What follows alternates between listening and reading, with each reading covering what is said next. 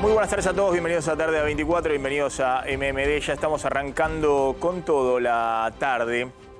Ahora vamos a contar cómo se está moviendo Sergio Massa, el ministro de Economía, que está en una carrera contrarreloj para buscar dólares y evitar una devaluación.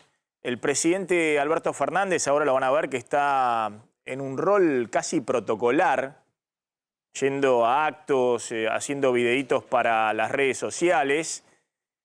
Y la vicepresidenta de la Nación, que está en silencio respecto a las medidas que se están tomando desde el punto de vista económico, aunque obviamente tiene su participación para dar el visto bueno. Por ejemplo, ahora vamos a contar si efectivamente Gabriel Rubinstein va a ser el nuevo viceministro de Economía.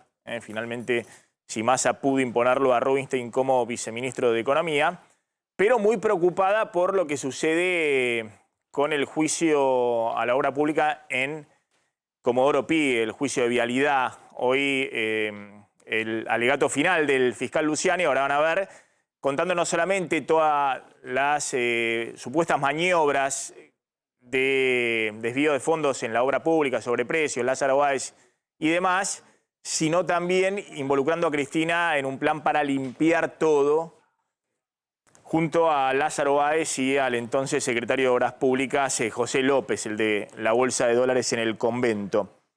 Pero vamos a arrancar con esto, ¿no? Massa necesita conseguir dólares de manera urgente para evitar una devaluación. Ahora va a contar Carlitos González Prieto, sigue trabada la negociación por el dólar soja y la liquidación de dólares del sector cerealero. Las cerealeras están trayendo dólares de prefinanciación de exportaciones que se depositan en el sistema bancario, pero que no sirven para que el Banco Central pueda usar esos dólares y autorizar pago de importaciones. Sigue todo trabado y dicen en la mesa de enlace, eso no se va a destrabar hasta que no haya una negociación en la cual los productores de soja encuentren un dólar más atractivo que este dólar de 135 pesos, menos las retenciones, que da un dólar abajo de los 95 pesos. Y esa es la gran preocupación que tiene en este momento el ministro de Economía. ¿Cómo hace para destrabar el mercado cambiario, conseguir los dólares y que empiecen a entrar los dólares, a su vez para destrabar el tema de las importaciones? Porque no hay forma de calmar los precios si se sigue pisando el pago de importaciones. Hay remarcaciones en todos lados, en todos los sectores de la economía. Mientras tanto, el presidente, y lo voy a mostrar ahora, ayer estuvo en La Rioja, ¿no? Estuvo el miércoles en La Rioja y participó, fíjense, a ver, pero pongámoslo con audio, por favor, el presidente. Tierra de carbón, donde sobre las penas, y vuela más y se vuelve a más. ¡Qué lindo!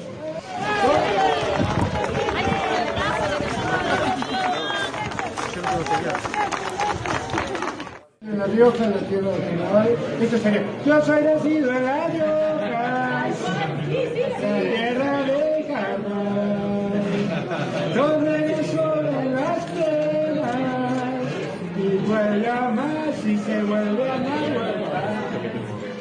Bueno, ahí está el presidente de la Nación, creo que hizo todo videíto, no sé si lo tenemos también, felicitando por el asado y el campeonato nacional del asado. Lo tenemos ese videíto también del presidente y felicitando a los organizadores. La organización es de Horacio Rodríguez Larreta, que no sabe qué inventar para hacer campaña en todo el país, con el presupuesto de la ciudad de Buenos Aires. Entonces organizó un campeonato nacional del asado y salió segundo un riojano. Y el presidente, que no sabe qué hacer para ocupar el tiempo, desde La Rioja, felicitando al segundo en el Campeonato Nacional del Asado que había organizado Larreta pensando en el año que viene. En esa dinámica lo sumo a Lucas Romero. ¿Qué tal, Lucas? ¿Cómo estás? Cristina Fernández de Kirchner se mantiene en silencio y deja hacer al ministro de Economía, Sergio Massa, que ha anudado un ajuste fiscal que está en marcha con la quita de subsidios y los topes de gastos, una suba muy fuerte de la tasa de interés, ganar tiempo para ver si aparecen los dólares. Lucas, gracias como siempre, un gusto poder hablar con vos. Bueno, contanos un poquito cómo estás viendo esta dinámica rara, ¿no? de un gobierno que empieza a funcionar de otra manera. digamos, Massa ocupando el centro de la escena, el presidente en actos protocolares y la vicepresidenta en silencio, en todo caso muy preocupada. Ahora vamos a contar, ya está el doctor D'Alessandro, qué ha pasado hoy, testimonios muy fuertes y de nuevo el alegato muy fuerte del fiscal por la causa vialidad. Sí, Maxi, buenas tardes. Creo que es evidente que hubo un rediseño de la forma en que el gobierno toma decisiones. Claramente el presidente ha quedado lateralizado en ese sentido. Da la sensación que Massa y Cristina Kirchner han asumido alguna cuota más de responsabilidad en la definición del rumbo. Ahora, este que protagoniza Massa es el tercer giro ortodoxo del gobierno. Y permitime describir, hablo de giro ortodoxo en el sentido de un gobierno que asume algún compromiso, digamos, más nítido de tomar decisiones en pos de ordenar fiscalmente la macroeconomía, ordenar los desequilibrios cambiarios, monetarios. El primero de estos giros fue en octubre del 2020. Claro. Lo recordás vos permanentemente, ¿no? Aquel momento en donde el dólar informal toca los 200 pesos y Alberto Fernández le dice a Guzmán, ordena esto porque en 30 días si no te vas. Guzmán ahí toma control, o algún poco más de control de la política económica y logra ordenar esa inestabilidad cambiaria de octubre del 2020, pero 2 meses después Cristina en el Estadio Único de La Plata dice hay que alinear precios, tarifas, salarios, jubilaciones y define el programa económico del año electoral. 3 meses después, en marzo de ese año, se patea el acuerdo con el fondo y sabemos todo lo que ocurrió. Un segundo giro ortodoxo de este gobierno, que fue en diciembre del 2021, enero del 2022, cuando, urgido por la amenaza del default con el fondo, el presidente y su ministro de Economía deciden acordar con el fondo un programa económico y empiezan a implementarlo a lo largo de este primer semestre del 2022. También sabemos cómo terminó ese intento, ¿no? Con la vicepresidenta socavando permanentemente, sistemáticamente la autoridad del ministro de Economía y obviamente limitando los márgenes de acción para poder cumplir con el programa. Este es el tercero. Curioso porque los 3 intentos son coincidentes con picos de brecha. Claro. De la brecha se dispara, aparece el giro ortodoxo, como si el gobierno fuera sensible al susto. ¿Qué quiero decir con esto? En primer lugar, que este giro va a tener que construirse credibilidad, porque ya lo hemos visto hacer al gobierno este tipo de cosas. Entonces, tanto la sociedad como el mercado en particular van a querer ver, bueno, si hay realmente voluntad política de seguir con este rumbo definido por el ministro Massa. En segundo lugar, preguntarnos si es suficiente. Y esto probablemente es la pregunta que se hacen los economistas. Bueno, ¿son suficientes estas medidas para evitar una disrupción cambiaria? Y el tercer punto tiene que ver con el otro eje de preocupación, que es si es sostenible políticamente en el tiempo. Ayer Massa dijo orden macroeconómico y paz social. Esos son los 2 desafíos que enfrenta esta coalición de gobierno. Tener que administrar el equilibrio entre esas 2 demandas. Entonces, ¿son suficientes estas medidas desde el punto de vista económico para ordenar la macro? Y del otro lado, ¿es sostenible políticamente este rumbo en el contexto en el que vimos reflejado en la marcha de la CGT este miércoles? En un contexto donde hay muchas demandas sociales. Bueno, son todos los interrogantes que rodean a este tercer giro ortodoxo del gobierno del Frente de Todos. Te hago brevemente una pregunta respecto a Macri, de quien vamos a hablar después, que se lo ve lanzado en campaña. No se sabe si para ser candidato efectivamente en 2023, pero ha estado en el conurbano. Ahora va a contar Pablo Vinocur, con videitos, con recorridas, con gente. ¿Vos ves que empieza a moverse fuerte la oposición ya en la campaña 2023? ¿O crees que puede haber algún paso intermedio de algún acuerdo? Sí, claramente estamos viendo a todos los que tienen aspiraciones presidenciales moviéndose. Ahora, si Macri quiere influir en la conformación final de la oferta electoral opositora, si quiere eventualmente influir en la conformación de un equipo de gobierno, si eventualmente la oposición gana la elección, y si quiere influir en las políticas de ese gobierno, si efectivamente la oposición gana la elección, lo que más le conviene es mantener la expectativa de que va a ser candidato. Y yo creo que eso es lo que estamos viendo. A él le conviene mantener viva la expectativa de, si quiere, de querer ser candidato. Ahora, ahí tenés tres interrogantes. Primero, si quiere. Segundo, si puede. Y tercero, si lo van a dejar el resto de los actores, ¿no? El si quiere da la sensación que sí. El si puede... esto es un desafío para la oposición porque cualquiera de los que tiene aspiraciones creen que están en condiciones de ganarle a cualquiera de los candidatos del oficialismo. Claro. Y los números más o menos muestran eso. Entonces, él cree que puede. La pregunta es si lo van a dejar, y acá creo que el tema es qué puede ser capaz de construir Macri electoralmente, porque en esto sí los números ratifican que Macri es el que construye la mayoría más acotada, ¿no? Hay otros candidatos que tienen capacidad de construir una mayoría más grande, y esta es la discusión que vamos a tener en la escena opositora, pero permitime remarcar este riesgo de la oposición. Cualquiera de los que tienen aspiraciones está en condiciones de ganarle a cualquiera de los que están con aspiraciones en el oficialismo, y esto es lo que agrava las tensiones internas en la oposición. Lucas, gracias, muy amable, muy interesante como siempre. No, Ya vamos a por favor. hablar de Macri 2023. Lanzado Mauricio Macri en campaña, lo que no se sabe es campaña para qué. Si efectivamente Macri 2023 va a haber, va a estar en el centro de la escena. Ese es el título. Macri en campaña 2023. Lo que no sabe nadie es si efectivamente va a terminar siendo el candidato. Y la preocupación que hay, a ver si tenemos la carátula, porque obviamente yo digo Macri 2023 y se arma un bolonqui total con los que están del otro lado. Patricia Bullrich, Larreta, Morales, Manes. Con los que están del mismo lado. Claro, del mismo otro lado lado dentro de la Juntos por el coalición. Cambio. Pero ahora lo vamos a contar porque tenemos mucha información y mucho para desplegar ahí. Bueno, ¿qué ha pasado con el juicio a vialidad? Hoy es la última jornada del alegato del fiscal. Muy fuerte, lo pongo y ahora lo explicás. Esto es lo que decía esta mañana el fiscal Luciani en el juicio por Zoom, ¿no? Creo que Cristina en el lugarcito ese del despacho del Senado no estaba. Justo cuando Luciani estaba hablando de los chats entre Lázaro Báez y José López, el exsecretario de Obra Pública, en la operación limpieza de lo que Luciani dice ha sido una matriz de corrupción en la obra pública. Mirá. Y Lázaro Báez, si hay alguna duda de esto, acto seguido, el mismísimo Lázaro Báez le manda un mensaje de texto diciéndole: José, atendeme un minuto, Lázaro, gracias. La prisa era tan notable y las torpezas eran tan grandes que a los 2 minutos lanza el siguiente mensaje revelador. Es para coordinar con lo que me dijo la señora, gracias. Obviamente, en alusión a Cristina Fernández, quien había orquestado este plan huir, abandonar las rutas y limpiar todo, dejando en la calle a miles de trabajadores y un inconmensurable perjuicio para el Estado. Bueno, este es uno de los testimonios de las partes del alegato de Luciani que cerraría el lunes ya con sus alegatos pidiendo efectivamente las condenas a Cristina Kirchner. ¿Tenés otro? Este fue uno que... Yo había escuchado otro, digamos, justo. Este lo que relata más que nada son los chats y las conversaciones. Lo que trata de demostrar es que había conversaciones por chat entre López, Lázaro Báez y otros actores, inclusive con el secretario de Cristina Kirchner y con Máximo Kirchner, donde se mostraba que cada pago que había que hacer por el tema de la obra pública en Santa Cruz estaba autorizado o por Cristina o por Máximo. El otro testimonio que vamos a escuchar es más contundente sobre lo que implican estas maniobras. Lo escuchamos.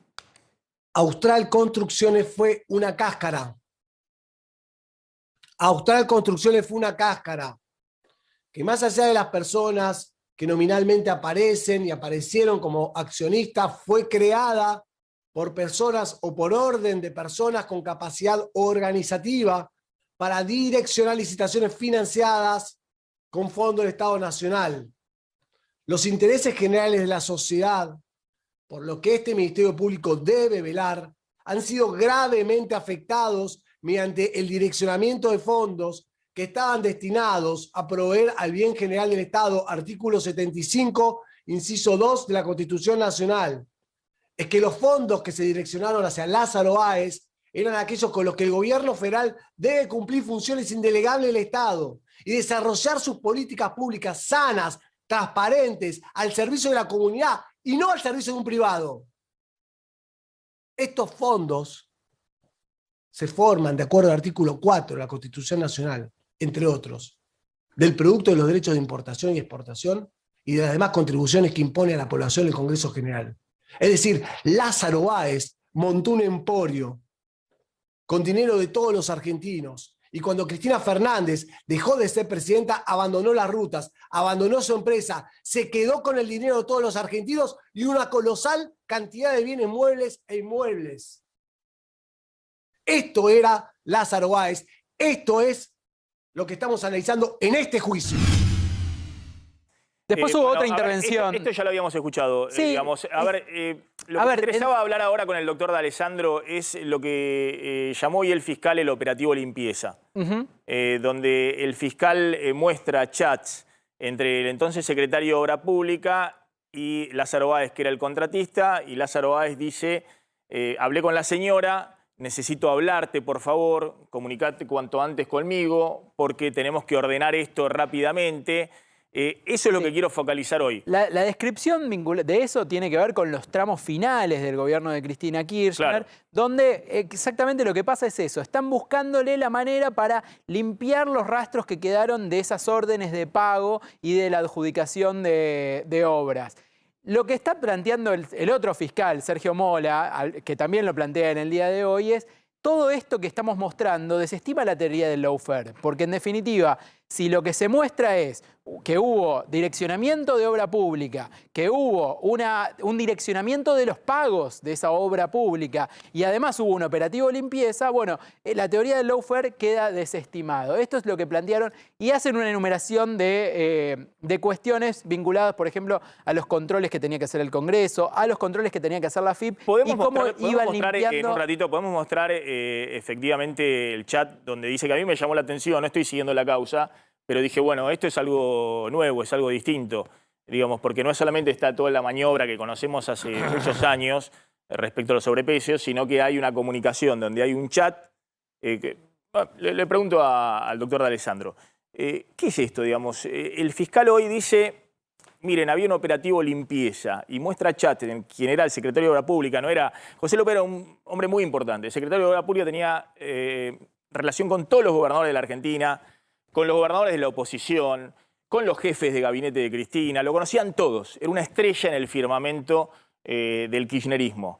Todos los intendentes, todos pasaban por el despacho de José López. No era lo que parece ahora un tipo desahuciado, digamos, porque está recorriendo entre la cárcel y tribunales después de haber tirado el bolso con los dólares. Lo que muestra hoy el fiscal, y a mí me llamó la atención en el alegato del fiscal, vamos a ver si ahora lo podemos encontrar, es un diálogo entre el que era el contratista, el empresario, y el secretario de Obras Públicas, y el empresario diciéndole que habían hablado con la señora, con Cristina. Entonces lo involucra en una cuestión a Cristina Fernández de Kirchner, de operación limpieza, de tratar de borrar las pruebas. ¿Eso agrava la causa? ¿De qué se trata eso? Bueno, hay que destacar la importancia que tiene José López y su declaración. No nos olvidemos que alguien entregó ese teléfono. Lo que dice en cada una de las instrucciones cuando lee Luciani, extraído por el sistema de información telefónica, en realidad es porque alguien dio el teléfono. Esto no es la CIDE ni ningún organismo de inteligencia que chupó. El propio José López entregó su teléfono. Entregó no uno, entregó decenas de teléfonos. O sea, que no hubo ninguna duda sobre eso y claramente lo que pasó con López fue a alguien se le escapó en esa organización, esa asociación ilícita que bien describen Mola y Luciani, a alguien se le escapó el control de José López.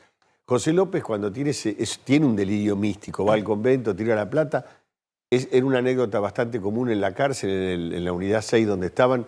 López estaba como ido al principio cuando fue detenido. De hecho, hay algunas anécdotas, se paraban, había un solo horno a microondas y López se paraba y ponía una pascualina un día, se arma un lío porque pone una pascualina y le pone 15 minutos, 22 minutos, sigue tocando hasta que saltan pedazos de pascualina por todos lados y los demás presos se dan cuenta y le dicen al encargado del turno que López estaba completamente ido. La realidad es que López, con eso que hace, se le escapa a alguien que lo tenía que controlar, tira los 9 millones de dólares, se convierte en cadena nacional y a partir de ahí empieza a hablar. López es un arrepentido en parte de la causa y entrega toda esta información. Esta información, ¿qué valor tiene?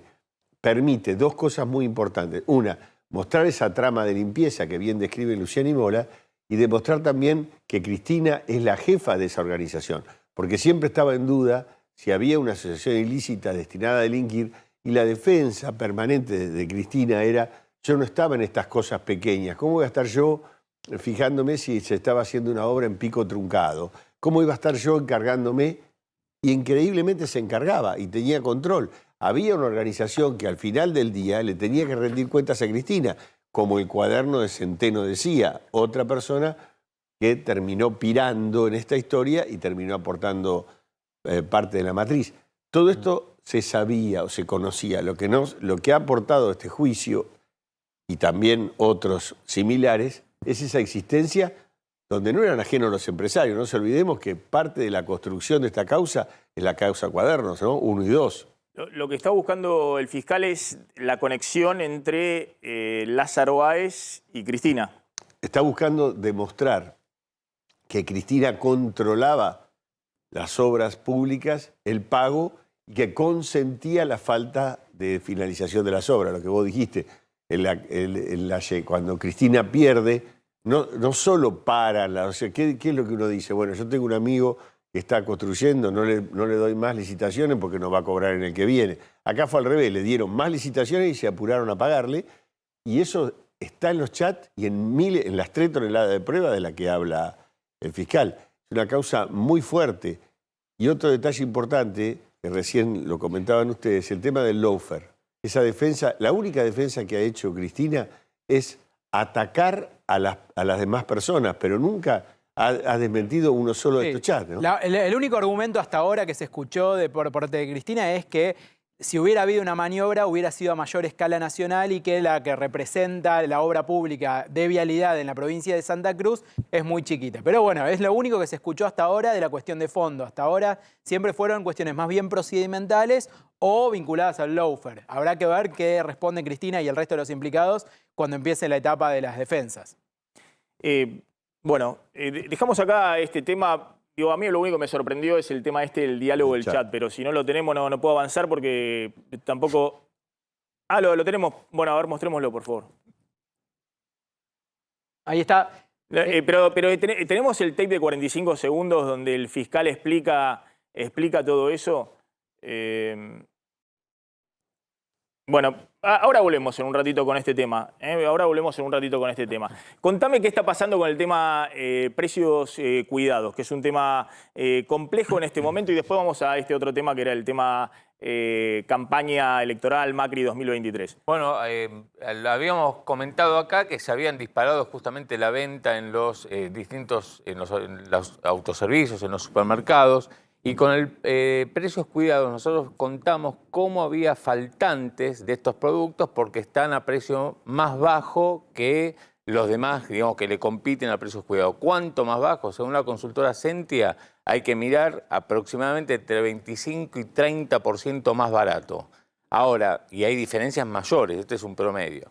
Ahora, con esta diferencia, lo que hizo la gente, y en medio del shock inflacionario, fue a comprar los productos de precios cuidados y no los encontraban. O bien porque los fabricantes produjeron menos porque no les convenía, porque en medio de la inflación les conviene obviamente fabricar los productos que están más caros, y por otra parte lo que llegaba a las góndolas la gente se los compraba más rápido que el resto. Bueno, ¿esto cómo se mide? ¿Qué está pasando acá? A principio de año habíamos dicho, allá por el mes de marzo, abril, que en los supermercados 1 de cada 4 pesos que se facturaba, todos los grandes supermercados, en alimentos y productos de higiene y limpieza, 1 de cada 4 pesos tenía que ver con productos de precios cuidados.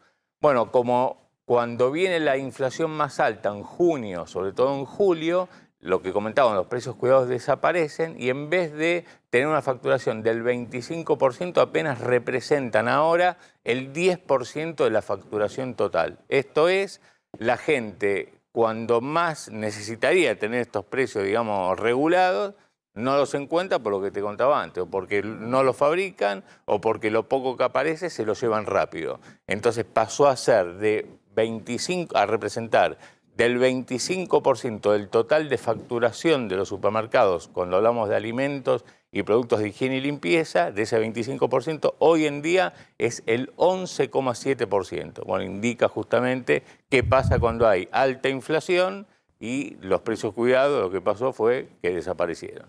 Bueno, contame, atención, este tema, Rubinstein. Vuelve Rubinstein, Gabriel Rubinstein. Nunca se fue, parece. Efectivamente, ¿no? Sergio Massa nunca decía que estaba bajada la posibilidad de que Rubinstein sea viceministro de Economía. Si uno cuenta lo que decían los colaboradores de Sergio Massa respecto al aval que faltaba de Cristina y la forma en que estaban enojados con este tema, bueno, sería bastante desprolijo, por aparte no... pero Rubinstein parece que sigue en carrera, que Cristina finalmente le da el aval. Carlos Rubinstein, que recordemos, hizo los tweets, retuiteando tweet de Cristina cavando con una pala, no sé si sería una foto, que fue a ¿cómo se llama?, a plantar un árbol, y decía, el tuit de Rubinstein decía, está consultando el saldo bancario. El saldo bancario, ¿no? Cuando estaba el tema de si los dólares de los Kirchner estaban enterrados en algún lado. Rubinstein es un hombre que está en el universo de Roberto Lavagna, que tiene toda la relación con Leonardo Matcourt, que es el jefe de asesores de Sergio Massa, con el propio Roberto Lavagna, con el mercado financiero. La verdad que es un hombre que, de alguna manera, le sirve justamente por todo lo que pensaba Rubinstein, que era exactamente contrario a lo que pensaba desde el punto de vista económico Cristina. Claro. Pero bueno, ese es el problema. Sí, la información que tenemos, Maxi, respecto a Gabriel Rubinstein, que es justo recordarlo también, era un frecuente invitado a este programa, ¿no? Permanentemente estuvo viniendo durante distintas etapas, en el gobierno Alberto, en el gobierno de Macri, venía mucho.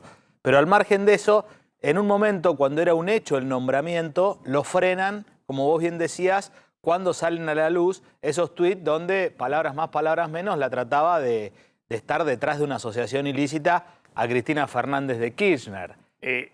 Ahí el graf ponemos Rubinstein, el viceministro de Economía directamente. No, todavía no. No está, o sea, no salió el decreto. No salió. Te pregunto. No.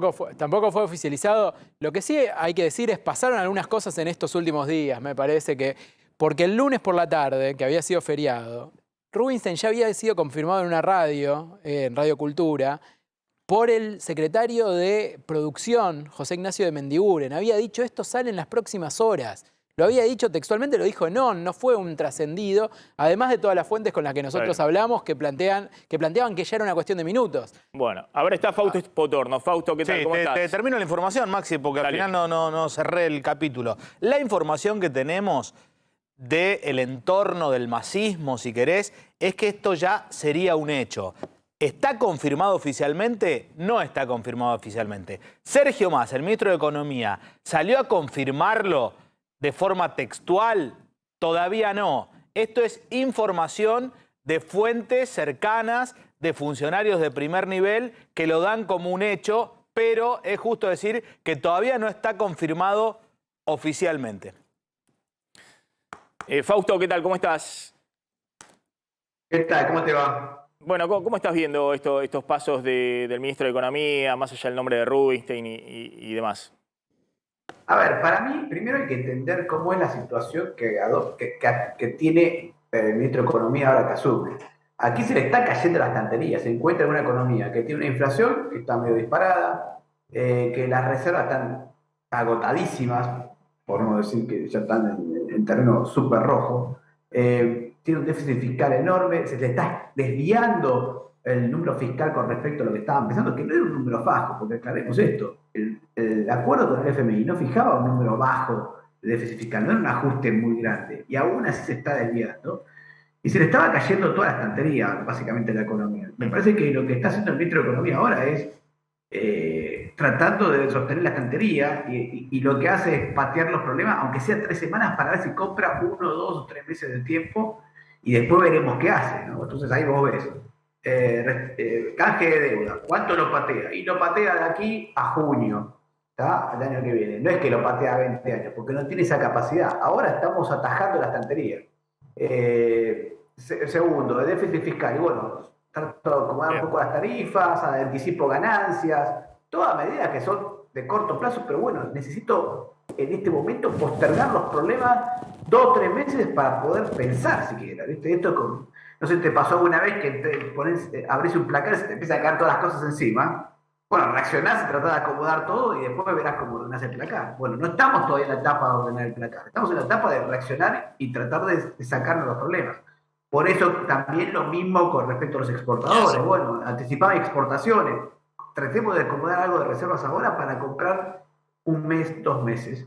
Y después veremos si eso se convierte en un programa un poquito de mayor orden más adelante. Ahora es la etapa de atajar penales, de atajar la estantería que se está cayendo. Y por eso es que la figura del viceministro tampoco es tan urgente todavía, porque en esta etapa de atajar penales, de agarrar la estantería, hay que reaccionar, tratar de postergar todo un par de meses y no estás en la etapa de planeamiento económico, ¿no?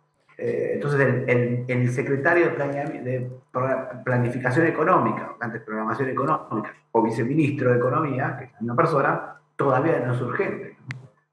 Simplemente, muy breve, vos, ¿qué consideras que es la clave, no? Porque la suba de la tasa de interés a casi 100% efectiva anual.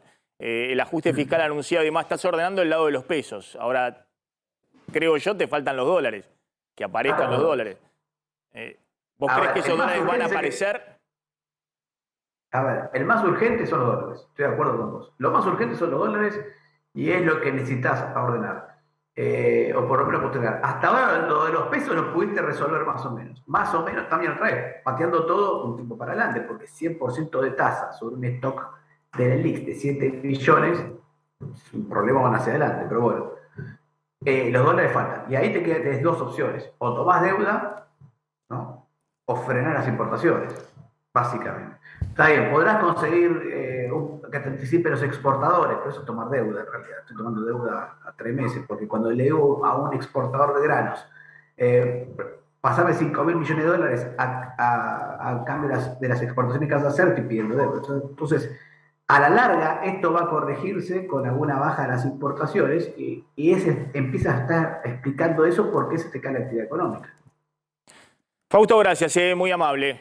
Ahí está Fausto Cotorno. A ver, voy a ir a una tanda. Cuando vuelvo, quiero volver al tema que estaba hablando con Mauricio de Alessandro. Quiero ver si esto que se anunció hoy, no significa algo distinto, digamos, ¿no? Donde ya Luciani dice, ojo, acá está el secretario de Obras Públicas, que en ese momento que lo quería ver Lázaro Báez, que había hablado con la señora, el secretario de Obras Públicas creo que había hablado, Lázaro, ¿quién había dicho que había hablado con la señora? Sí, y entre Báez sí se y el secretario de comunicaban. Obras Públicas. Y en general, el contratista de Obra Pública es el privado, digamos. Vos sos el sector público, ¿no? No podés estar con el privado, ¿se entiende?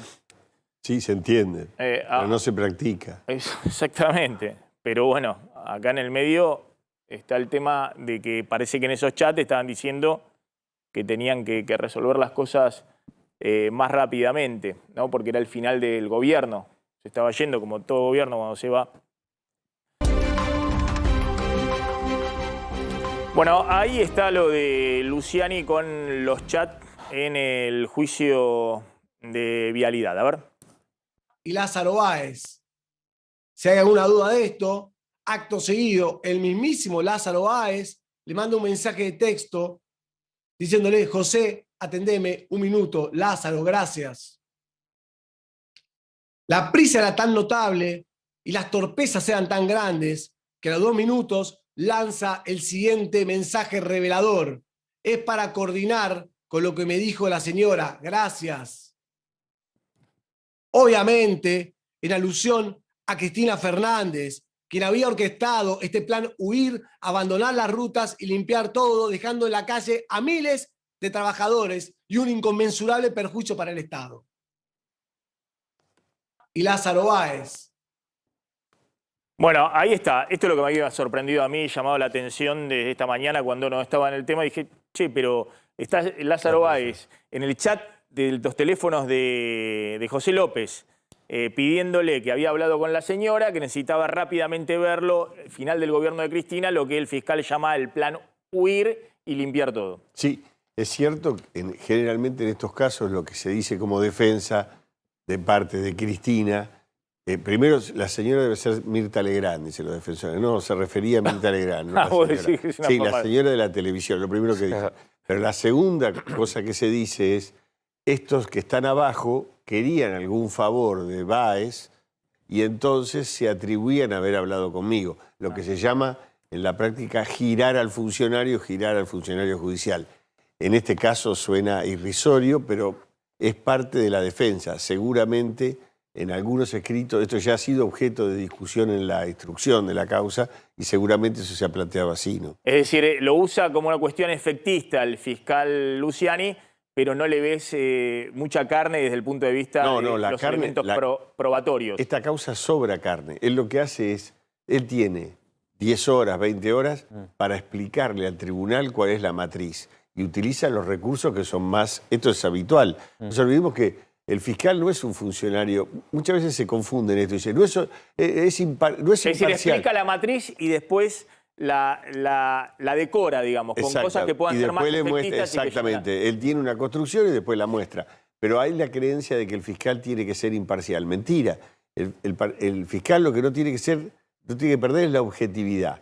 ¿Por qué? Porque parcial es, él quiere que la condenen y no tiene ningún problema en decir yo quiero que la metan presa. A diferencia del juez que sí tiene que ser imparcial. Ahora, la acusada, te pregunto en términos jurídicos, ¿no? La acusada, Cristina Fernández de Kirchner, en base a lo que conoces de la causa, ¿tendría elementos para voltearla? Bueno, lo primero que tendría, o sea, acá hay que discutir cómo apareció ese teléfono. Eso no se va a ver todavía, tal vez Veraldi lo aclare. Pero si el imputado López en otra causa muestra el teléfono, seguramente pueden cuestionar que él lo entregó porque estaba preso, lo que siempre se dice en esto, que se lo extorsionó para que entregara el teléfono y en base a eso, que eso es una fruta venenosa de un árbol envenenado, que por lo tanto la prueba se cae, pero digamos, el tribunal va a pasar por encima de todo eso.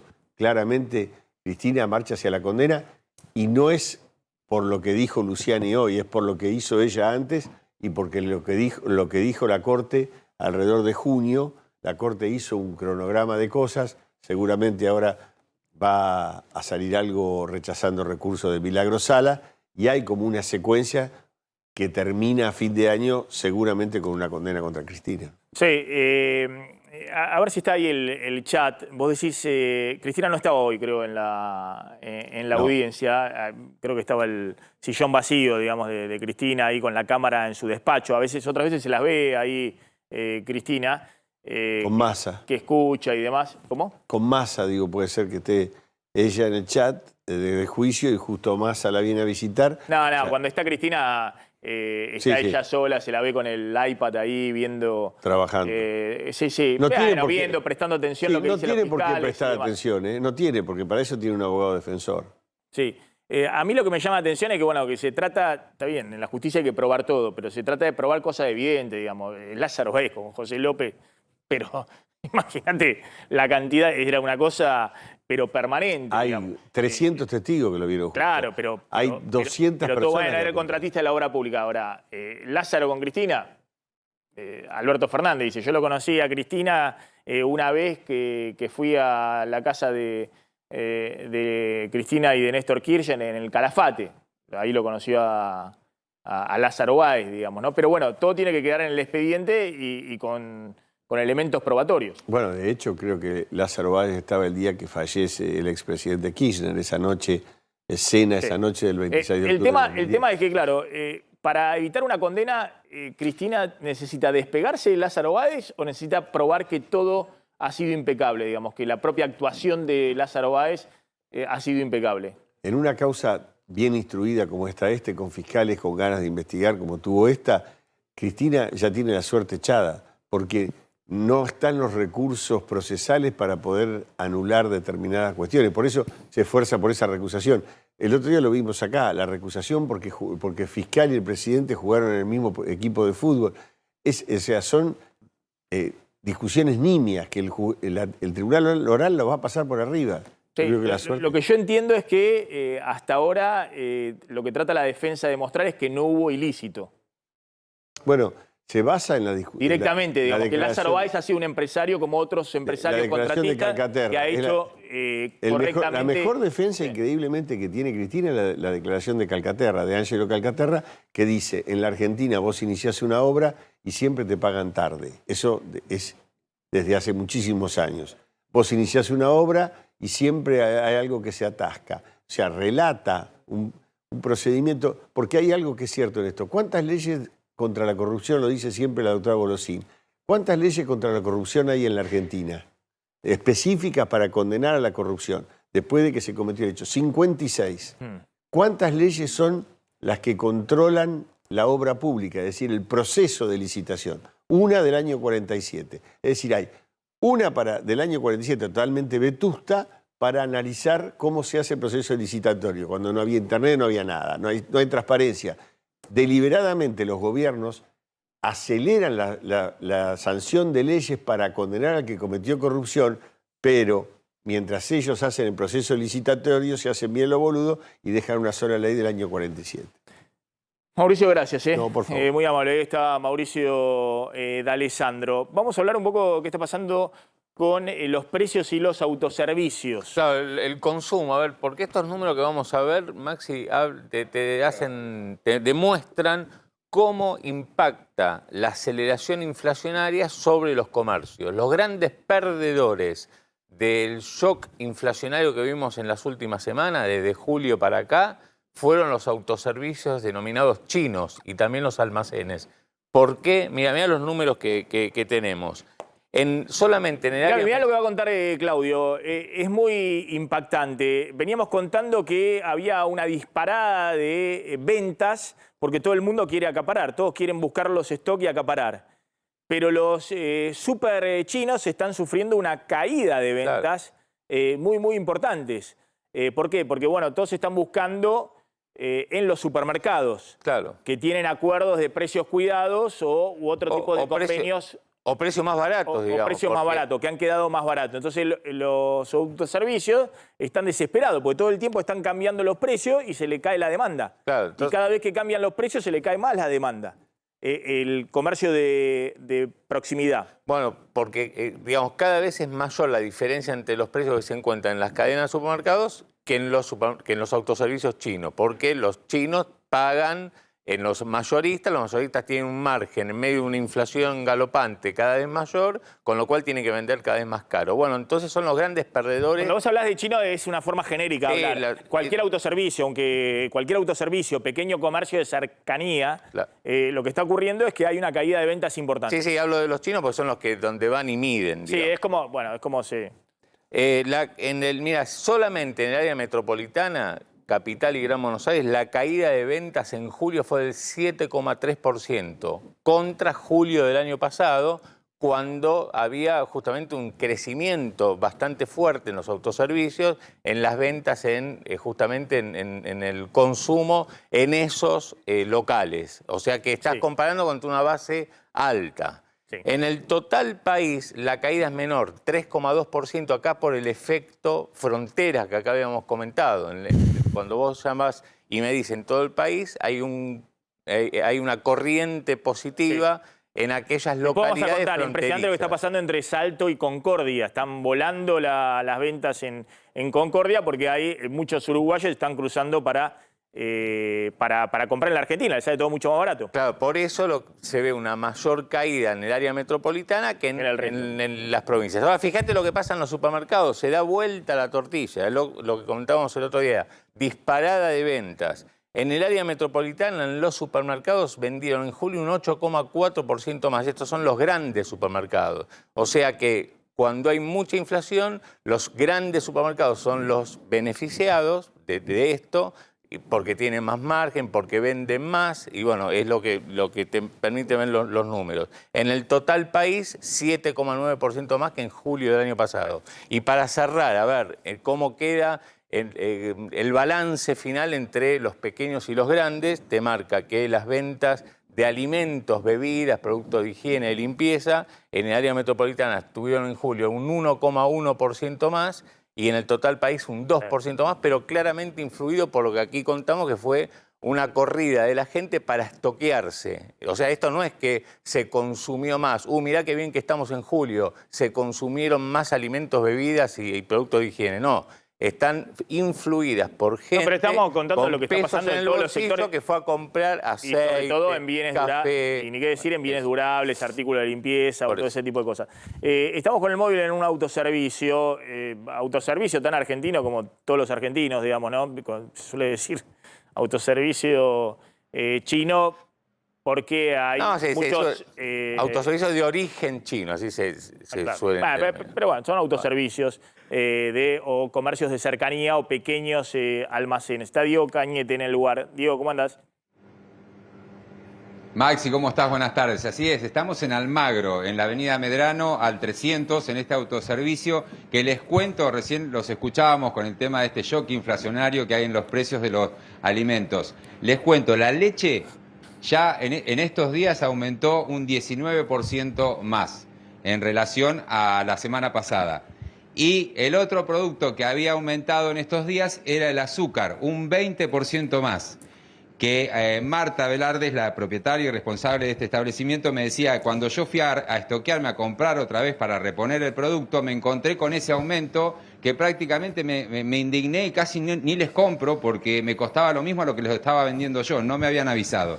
Y de esto es en último momento el café. Acaba de enterarse Marta que aumentó un 40% el café en estos días. ¿No es así, Marta? ¿Cómo estás? Buenas tardes. Buenas tardes, ¿cómo estás, Diego?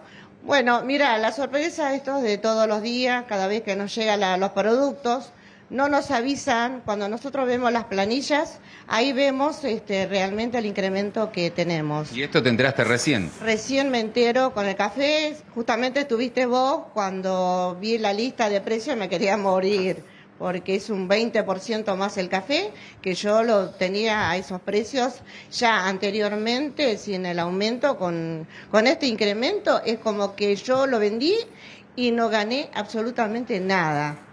¿Y cómo lo toma el consumidor, que viene todos los días, es habitual, cliente habitual, a estos aumentos que va notando diarios? Bueno, la gente, el impacto para ello es muy grande.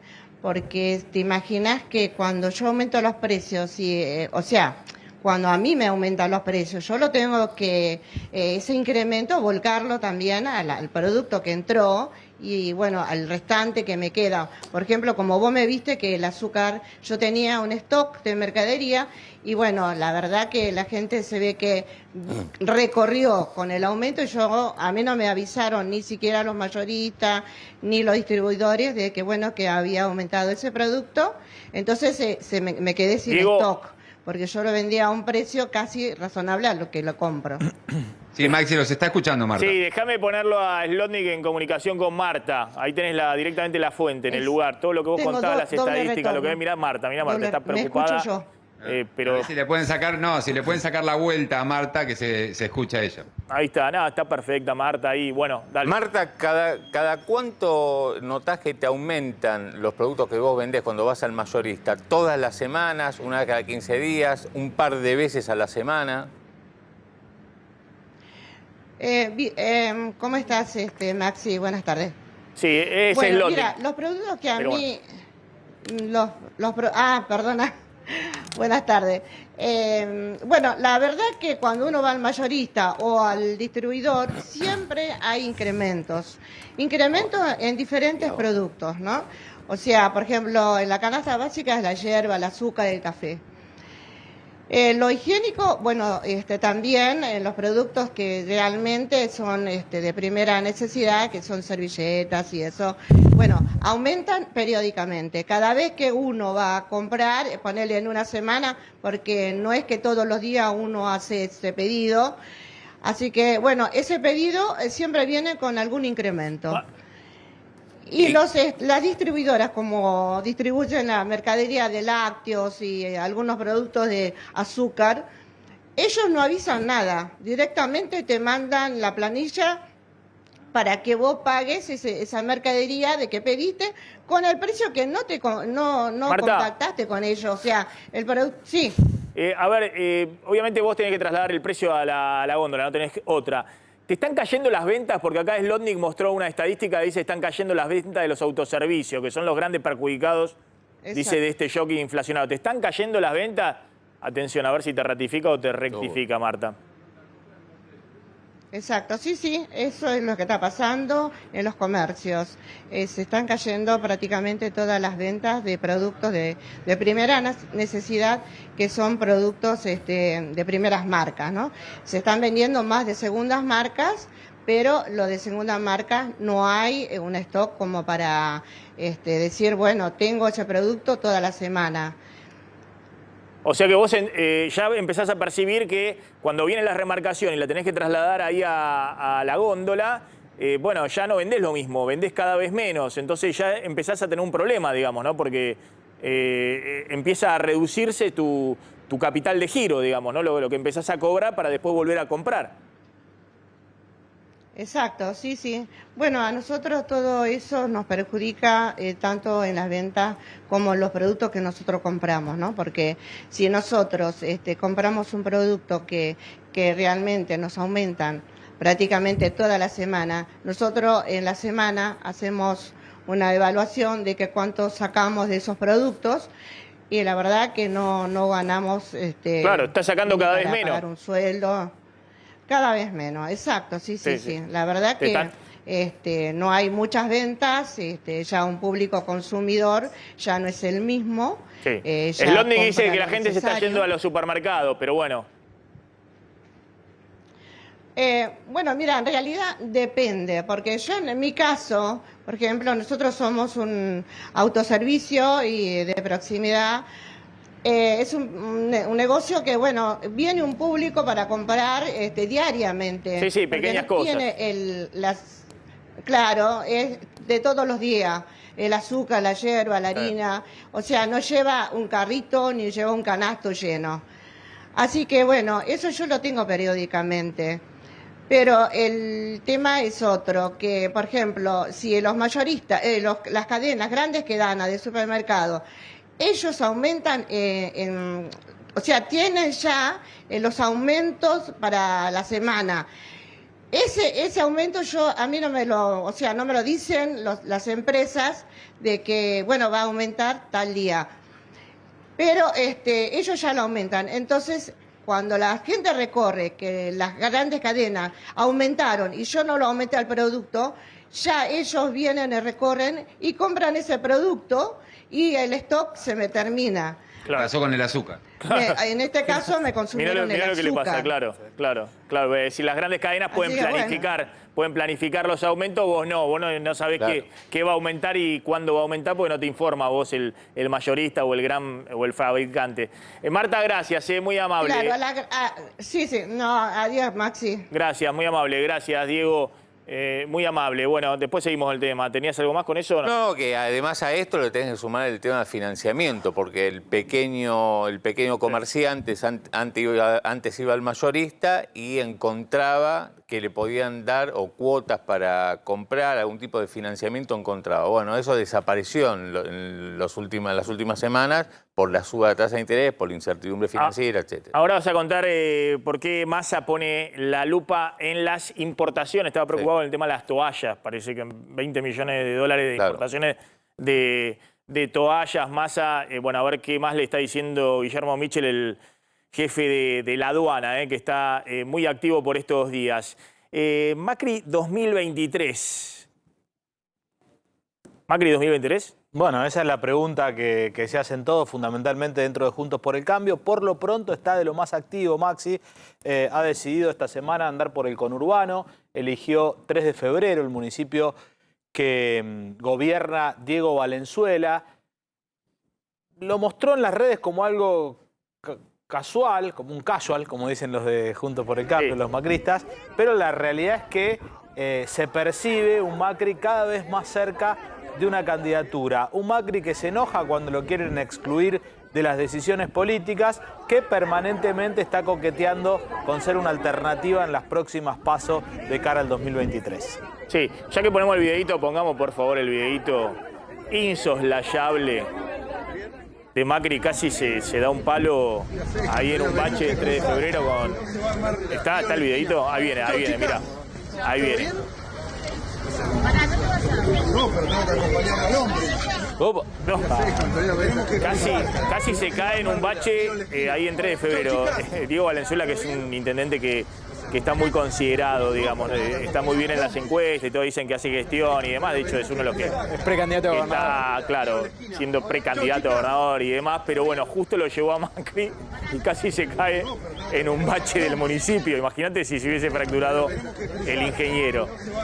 No, ahí tuvo un traspié. Bueno, esta es apenas una imagen del álbum de fotos de Macri en los últimos días, Sí, moviéndose hay otra en también, campaña. Hay otra también de ayer, que es Macri con Néstor Grindetti, el intendente de Lanús, que en principio parecía que había sido después de una recorrida en Lanús, después lo desmintieron. Otro precandidato a gobernador. Dijeron que es en las propias oficinas de Mauricio Macri, con un fondo de cuadro de Nelson Mandela, pero lo que está mostrando es un Macri muy activo y particularmente en el conurbano bonaerense, que es quizás su principal talón de Aquiles, porque recordamos que en otros distritos grandes Macri sigue midiendo bien, Córdoba, Santa Fe, mismo en la ciudad de Buenos Aires, y en el interior de la provincia de Buenos Aires también, pero en el conurbano bonaerense es prácticamente mala palabra. Bueno, por eso Mauricio Macri está entrando, tratando de empezar a recorrer el conurbano bonaerense y siempre manteniendo el misterio, porque ayer hablábamos también con Hernán Lombardi. Macri no va a confirmar que es candidato y hoy te puedo decir,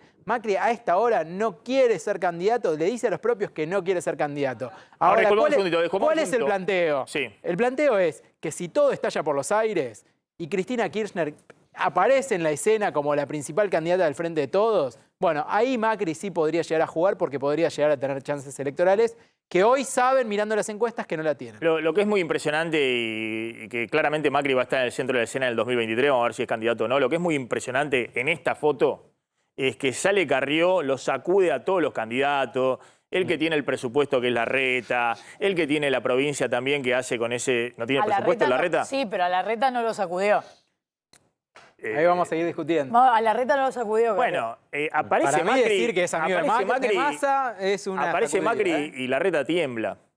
Más allá del acuerdo que tienen con Jorge Macri para candidato a jefe de gobierno el año que viene. Está Lustó ahí también, ¿eh? No la tiene asegurada, Jorge. El supuesto pacto que le garantizaría a Larreta ser el candidato presidencial. Bueno, lo cierto es que aparece Carrió, sacude todo el ramillero de los candidatos y Macri se va a pasear por el conurbano.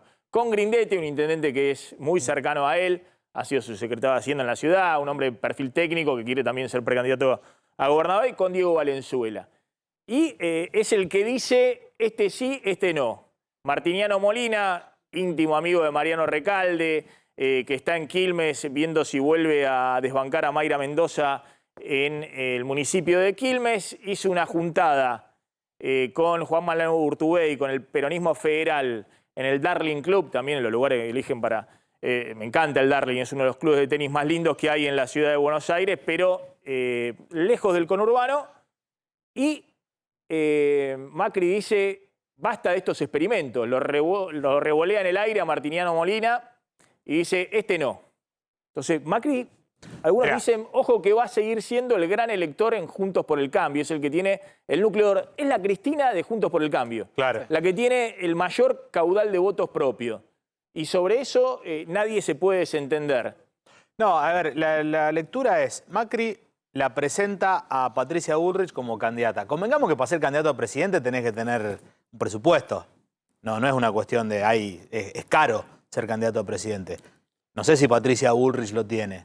La lectura, ¿no? Bueno, vos sos la candidata, Patricia. Mientras va orejeando, si se dan las condiciones como para una PASO donde Macri pueda ganar y de repente enfrente tiene a alguien muy recalcitrante, como puede ser Cristina en términos de discurso, digo, ¿no? De discursos antagónicos, y ahí por ahí le dice, correte que juego yo. Pero la tiene de sparring a Patricia Bullrich, con eso lo amenaza a Rodríguez Larreta, y esa es un poco la dinámica que uno nota dentro del macrismo, que además te lo hacen explícitos los que lo rodean a Macri. Ya vamos a volver en un ratito sobre este tema. Tenemos también lo que ha pasado con las grúas en la ciudad de Buenos Aires. Y ahí Carrió fue clave. Se le plantó a Larreta del otro lado el kirchnerismo Milei con Marra y con los legisladores de, ¿cómo es? ¿Avanza Libertad? ¿O Sí. la Libertad Avanza? Bueno, ahí ya Me siempre pierdo, me ¿viste? confundo. Porque pero bueno, con los libertarios de la ciudad de Buenos Aires. Y la izquierda.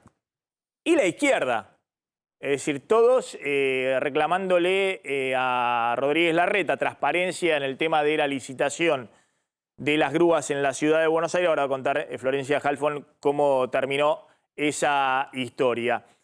Bueno, ¿quién tiene el tema de la canasta? 200.000 pesos para vivir en la ciudad de Buenos Aires. ¿Para vivir quién en la ciudad de Buenos Aires con 200.000 pesos? Me imagino... La familia de cuatro integrantes, ¿no? Dos eso no es, adultos, no es la línea de pobreza, el INDEC, que está en 110.000 Claro. pesos. Sí. Bueno, está en comunicación Fernando Barrera, director del Centro de Educación de Servicios. Bueno, ¿qué tal? ¿Cómo estás, Fernando? Muy amable.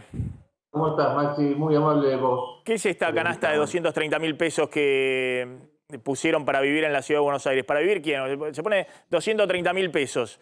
¿Quién vive con 230.000 pesos en la ciudad de Buenos Aires? Te cuento, nosotros hacemos un relevamiento hace ya 7 años en la ciudad de Buenos Aires, donde analizamos los precios de una canasta básica de alimentos y servicios. Es una canasta básica para una familia tipo de la ciudad de Buenos Aires, de clase media. Es una familia que alquila su propiedad, que tiene un vehículo de más de 10 años de antigüedad, que sus hijos van a una escuela pública subvencionada, o una escuela privada, como a algunos les gusta decir, una escuela pública de gestión privada. No tienen gastos de esparcimiento y demás. Esta canasta básica nos dio para el mes de julio un relevamiento que, ya te digo, lo venimos haciendo hace 7 años de manera mensual, sin incorporar dentro de la canasta productos estacionales ni temporales, y lo que reflejó para el mes de julio es que esta familia tipo necesita, para cubrir el costo de esa canasta, casi 230.000 pesos de ingreso familiar. Fernando, ahora te voy a preguntar en qué se gastan esos 230.000 pesos, pero pongamos por favor clase media 230.000 pesos en la ciudad de Buenos Aires. Digo esto porque muchos de los televidentes del programa que se enojan cuando hablamos de un sueldo de 80.000, 90.000 pesos porque dicen que no ganan eso, que no llegan a eso, obviamente ven 230.000 pesos para vivir en la ciudad de Buenos Aires y dicen de qué están hablando. El 70% de los jubilados que va a pasar a ganar recién en septiembre 47.000 pesos con el plus 50.000 pesos, el 70% de los jubilados, estamos hablando de más de 3 millones, 4 millones de personas, ven 200.000 pesos y dicen, ¿qué es esto? ¿No? Pero bueno, vos lo aclarás, entonces es una familia tipo de clase media, algunos dirán, bueno, clase media, otros dirán, bueno, clase media que está ahí muy justa, pero es una familia tipo de clase media. ¿Cómo se gastan esos 230.000 pesos?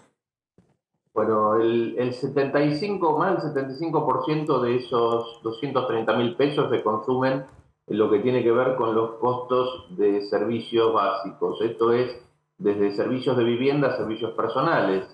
Un costo muy importante de gasto para el bolsillo de la clase media porteña es el alquiler de su propiedad. Nosotros estamos calculando para esta familia un alquiler de una propiedad que con el costo de expensas llega aproximadamente a 70.000 pesos mensuales. O sea, 70.000 pesos se le va a esa familia de clase media en el alquiler de la propiedad. Solo en alquiler, sí. Solo en alquiler. Después, pensando en una propiedad de características promedio, ¿no? Es decir, porque según el barrio de la Ciudad de Buenos Aires, la diferencia en cuanto a alquiler o el tipo de vivienda que se alquile se modifica, pero un promedio, un alquiler promedio para que esta familia pueda vivir en un 3 ambientes, estamos hablando de un costo muy básico en la ciudad, 70.000 pesos, incluyendo, en el caso que sea necesario, las expensas y los gastos de, por ejemplo, alumbrado, barrio y limpieza. Después, ¿qué más? Y el 25% restante se lo lleva lo que tiene que ver con los bienes de producto de consumo masivo. Esto es lo que consume en alimentos y en productos de limpieza fundamentalmente para cubrir los gastos mensuales en esos en esos puntos. Es decir, Dentro del consumo 60.000 masivo, pesos tendrías de los 230.000. A ver, hago la cuenta, más o menos 55.000 pesos. Entre 55.000 y 60.000 pesos tendrías en gasto de supermercado, consumo masivo y demás. te la doy. Dale. 165.000 estaría cubriéndose en servicios básicos para el hogar y 65.000 en bienes de consumo masivo. Está bien. Y el resto es, ¿dónde van los chicos? ¿A escuela pública? Los chicos están yendo a una escuela pública de gestión privada, es decir, vos sabés que gran parte de las escuelas, por ejemplo las confesionales, tienen un subsidio estatal muy importante, con lo cual pagan una cuota muy básica y elemental en materia de educación. Pensemos que casualmente más del 50% de quienes viven en la Ciudad de Buenos Aires llevan a sus hijos a colegios subvencionados o directamente de educación privada. Es decir, pasando en limpio, 70.000 o 65.000 de alquiler más expensas, más 65.000 de consumo masivo, compra de supermercado, ahí tenés los 130.000 pesos, más o menos. Después tenés el pago de una cuota muy chica de escuela pública de gestión parroquial, de gestión privada. Tal cual. Bueno, gastos en transporte, tenés gastos de servicios personales. Por ejemplo, dentro del transporte nosotros estamos calculando cerca de 21.300 pesos en gastos de transporte. Ahí va, 150.000 pesos. Familia, ¿no? 150.000 pesos. Después tenés, me imagino, luz, gas, celulares, todo ese tipo de servicios. Eso tiene que ver con los servicios tanto del hogar o de las personas, ¿no? Seguramente. ¿Tenés algo de pago de alguna prepaga o es alguien que, una familia tipo que trabaja, no sé, en blanco y por ahí tiene una obra social y no aporta adicionalmente una prepaga? Nosotros estamos calculando el costo de la prepaga más económica dentro de la Ciudad de Buenos Aires. Hacemos un promedio entre las dos prepagas más económicas, que es lo que pagaría esta familia. Por ejemplo, bueno, no quiero dar marcas, ¿no? Pero dame el costo. ¿Cuánto cuesta esa prepaga más económica? No, y esto estás hablando de cerca de 20.000 pesos. La prepaga. Le hago la última, porque voy sumando y demás y me estoy acercando ya a los 200.000 pesos entre todas las cosas que me mencionaste. ¿Hay algún gasto de esparcimiento, de salida, comida fuera de lo...? No, cero gasto de esparcimiento. Ni un gasto de, por ejemplo, de compra de textiles o de ropa. Esta familia no se viste. Indumentaria y calzado no lo tenés dentro de ese presupuesto. No está dentro del presupuesto la posibilidad de vestirse o demás, porque casualmente lo que queremos medir es lo que consume básicamente en mantener su lugar de vivienda, en transportarse hacia el empleo y en consumir los productos, una canasta básica alimentaria que pueda satisfacer las necesidades de esta familia tipo. Matrimonio y 2 hijos, ¿no? Lo que estás contando es, según la medición, en una familia tipo clase media, 230.000 pesos mensuales, tiene un alquiler alto, digamos, con la expensa, 70.000 pesos o 65.000, otro tanto se les va en gastos de supermercado, artículos de consumo de comida y aseo y tocador, y después, bueno, lo que le queda es, le decías, un poquito de la prepaga, una cuota parroquial, todos los gastos de transporte, que obviamente también ahí tenías 20.000 pesos, todos los gastos de servicios, que ahora se van a incrementar, luz, gas... Lo que pasa es que una familia de 230.000 celulares, no tiene el aumento... Pero para no que completo, los celulares, todo lo que contás, no, ya aumentó lo mismo. Claro, la familia de 230.000 pesos, lo mismo le aumentó este año 40%, todo el servicio de luz, de gas y demás. Y le va a seguir aumentando. Aunque no le quiten los subsidios, le va a seguir aumentando porque eso se va a ir actualizando, hay que ver con qué. Si con la inflación, con el dólar o con qué se va actualizando. Perdón, Maxi, de hecho se incrementó en los últimos 6 meses, hubo incrementos del alumbrado, barrio y limpieza y Claro. este último mes un 20% la tarifa del servicio de agua, ¿no? Claro, pero aparte todos los impuestos que no estábamos contando, ¿no? En la ciudad, fundamentalmente la ABL, ¿no? El impuesto inmobiliario, ¿verdad? Y vos decís, esa familia con 230.000, que muchos van a decir, pero bueno, no llegamos ni por casualidad a eso, esa familia no tiene gastos de esparcimiento, de salida de comida afuera o de compra de ropa e indumentaria. Bueno, la verdad que son números fuertes, ¿no? La Ciudad de Buenos Aires obviamente también está dentro de los costos de todo el país, los costos más... La inflación es igual en todos lados, porcentaje más, porcentaje menos, está corriendo al 71% últimos 12 meses en todos lados, un poquito más, 2 puntos más, 2 puntos menos. Pero los costos en la Ciudad de Buenos Aires son mayores que en otras partes del país. Fernando, gracias, Mira, muy amable. Hay un dato, perdóname, hay un dato que refleja claramente lo que vos estás diciendo. Según la estadística oficial del gobierno de la ciudad, el salario promedio en la Ciudad de Buenos Aires está cerca de los 78.000 pesos, según la zona. En la zona sur es un poco menor y en la zona norte es de 108.000 pesos del salario promedio. Si vos calculás este salario, dos salarios, pensando que los dos integrantes de la pareja trabajan, no alcanzan a cubrir la totalidad de la canasta que nosotros... De la canasta que miden. Fernando Barrera, gracias, muy amable. Lo tengo a Gabriel Prosperi, que está en el móvil, en la calle. Gabriel, ¿dónde estás? ¿Qué tal, Maxi? Buenas tardes. Estamos en La Plata, en la Gobernación. Es el anfitrión aquí, Axel Kicillof, de una reunión con gobernadores, la Liga de Gobernadores Peronistas. Están aquí, por ejemplo, Jorge Capitanich, Gustavo Bordet, Gerardo Zamora, que obviamente no tiene raíz peronista, sin embargo, está desde hace mucho tiempo dentro de lo que es el orbe del peronismo. Está Alberto Rodríguez Sá. En realidad hay 10 gobernadores justamente que pertenecen a esta liga, más 4 funcionarios enviados por gobernadores o gobernadoras que no pudieron venir, como por ejemplo Alicia Kirchner. ¿Qué es lo que se va a estar discutiendo aquí? ¿Qué es lo que se está discutiendo aquí? Más precisamente en la residencia del gobernador sobre la calle 5, aquí en la ciudad de La Plata. Bueno, las medidas que ha tomado Sergio Massa en sus primeros pasos como ministro de Economía, cómo impactan justamente en las economías de las provincias, sobre todo las restricciones en los subsidios y qué pasará sobre todo con la obra pública, si va a haber algún gasto que por allí se recorte y que afecte justamente la relación entre la obra pública provincial y el gobierno nacional. También uno de los ítems a tratar tiene que ver con la reconversión de los planes sociales a trabajo genuino, que es algo que se está estudiando en el Ministerio de Economía, y esto cómo va a impactar también dentro de cada una de las provincias. Jorge Capitanich, una de las voces cantantes de este grupo, ha ingresado hace media hora aproximadamente aquí, Maxi, y nos ha dicho que va a hablar luego de la reunión. Esperamos esa voz porque seguramente los gobernadores aquí también van a establecer un discurso unificado respecto de los primeros pasos de la gestión de Sergio Massa al frente del Ministerio de Economía. Bien, Gabriel, ahí estamos expectantes, lo que suceda ahí desde La Plata. Venimos contando que uno de los puntos es congelar transferencias discrecionales a provincias.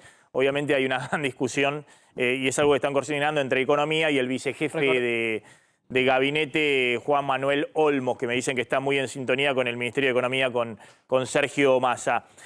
Contá un poco lo de las importaciones de Massa, por qué está tan preocupado con las importaciones, y ya vamos a hablar de lo que pasó en Brasil, donde hay una carrera presidencial este año de elecciones en Brasil, es en noviembre. 2 de octubre. El 2 de octubre ahora. Sí, octubre. Y si hay segunda vuelta es el 30 de octubre.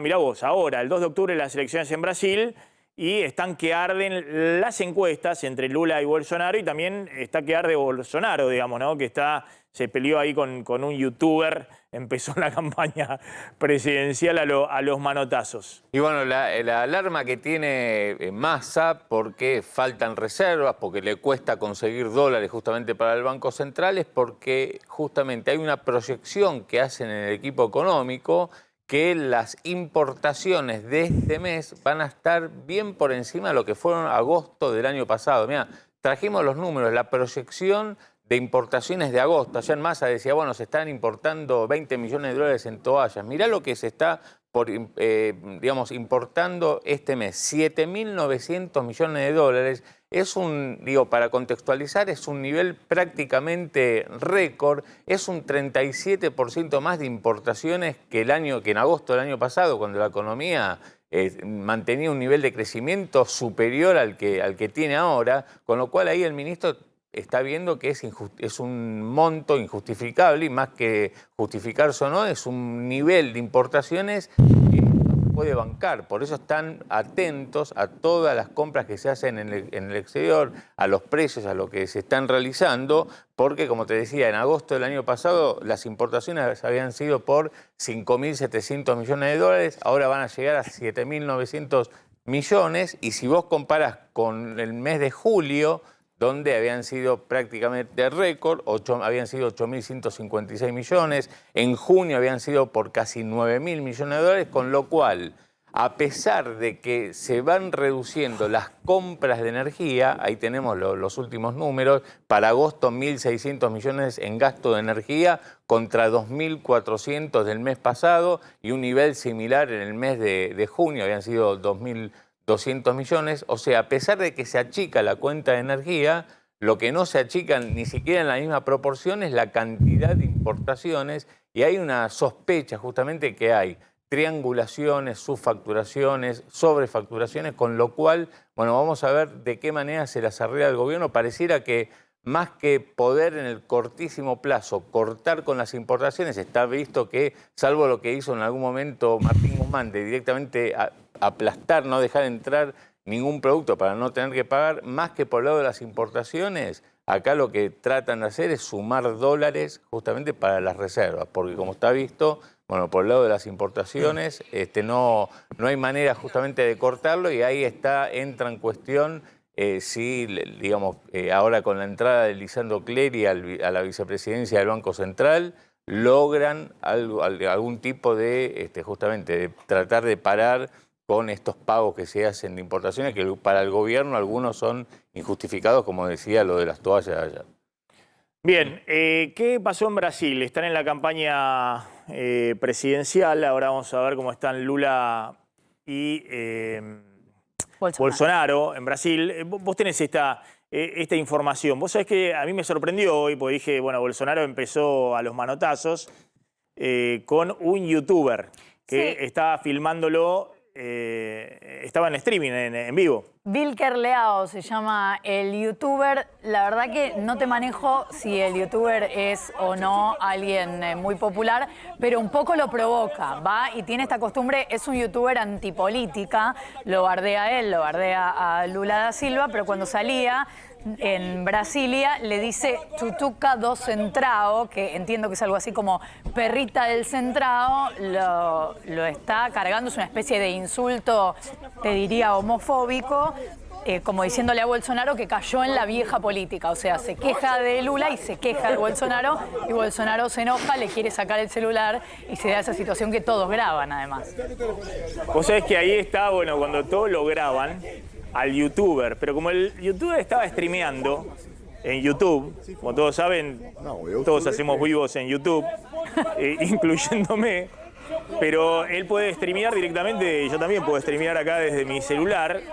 Estaba el youtuber bardeándolo a Bolsonaro. Claro, esto es distinto, porque si Bolsonaro hubiese visto una cámara de televisión, mínimamente se hubiese frenado, o no, porque Bolsonaro no se frena. Claro. Pero es como si estás así con el celular y viene Bolsonaro, pues ahora vamos a mostrar, digamos, la imagen que recorre el mundo, que es la del youtuber. Claro, porque acá le estamos viendo a los dos, alguien que estaba con su celular grabándolos la situación.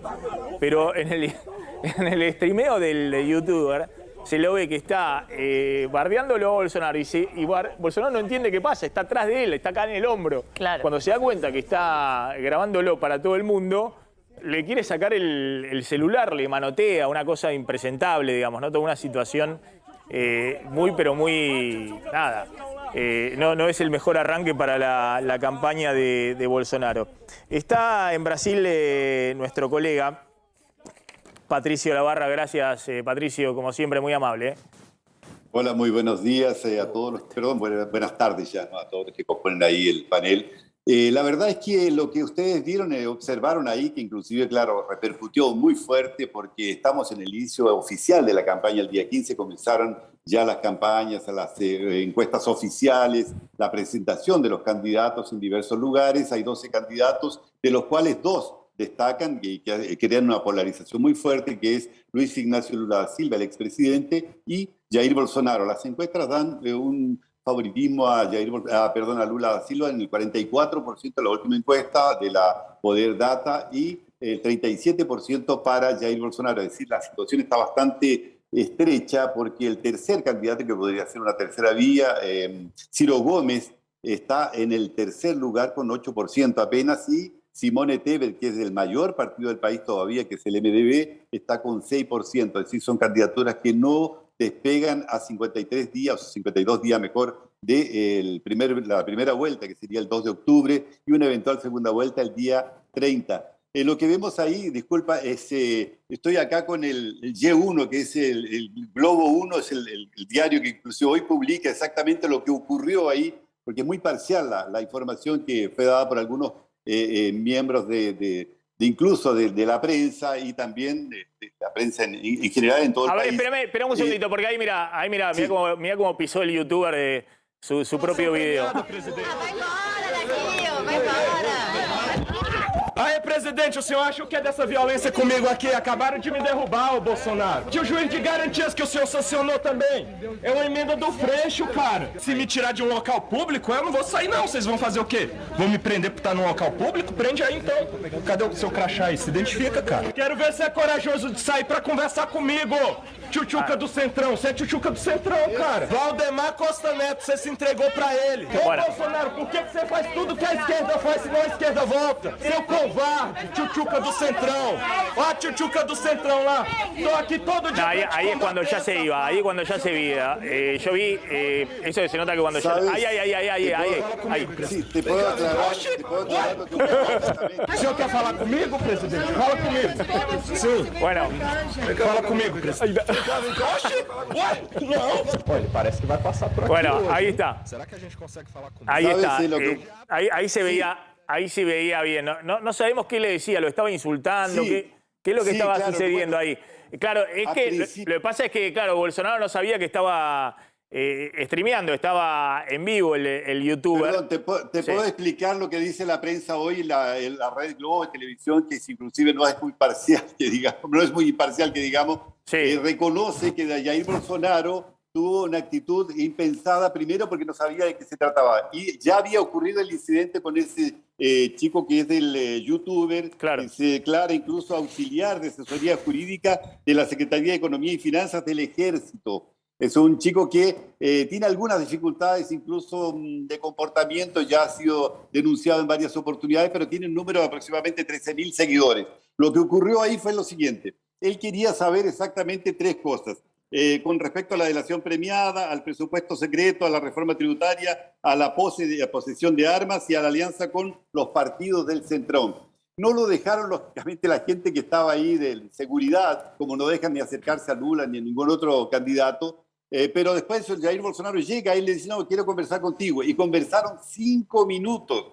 Le respondió todas las preguntas que le hizo, la pueden ver en la íntegra en globo.com, está la íntegra. Bolsonaro dice, usted puede conversar conmigo con tranquilidad, sin problema ninguno. ¿Por qué esa agresividad? Le pregunta Jair Bolsonaro al chico. El chico le dice, bueno, cuando yo trato de conversar tranquilo con el señor, cuando yo voy, he sido prohibido de entrar y de nuevo en esta conversación que quería que fuese tranquila, quiero saber por qué usted sancionó la limitación de la delación premiada. Eso es muy malo. Y ahí comienza la conversación que dura exactamente 5 minutos, en la cual Jair Bolsonaro le responde absolutamente todo a este youtuber que, como te digo, Te hago una pregunta, Patricio.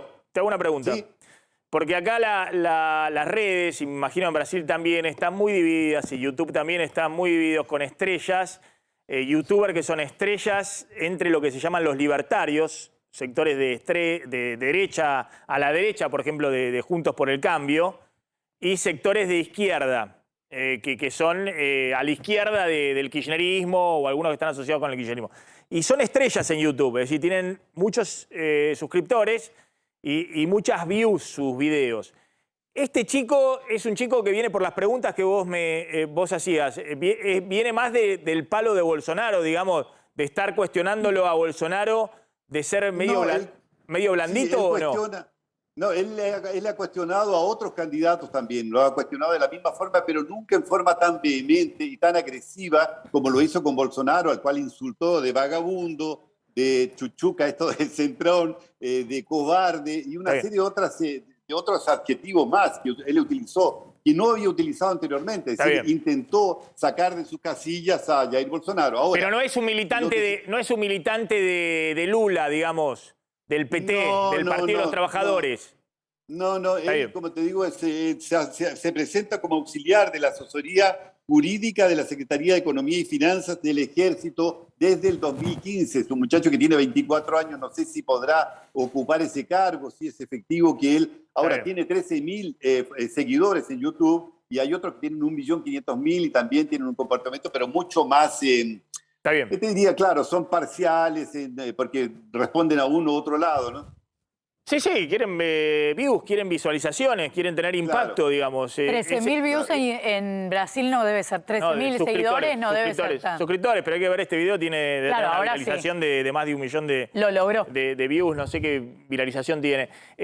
Simplemente en una línea, las encuestas, vos decías, siguen mostrándolo a Lula arriba, pero Bolsonaro va cortando distancias.